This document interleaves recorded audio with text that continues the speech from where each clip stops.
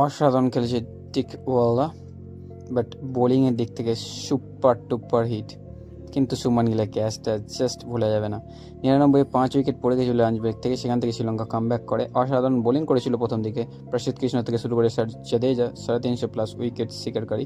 But মেরেন test 100, 350 wicket শিকারকারী সানাকার সেঞ্চুরির সঙ্গে অসাধারণ খেলেছে শ্রীলঙ্কা। অসাধারণ কামব্যাক, 284 রান অবশেষে সম্পন্ন করেছে শ্রীলঙ্কা তৃতীয় দিনের শেষে।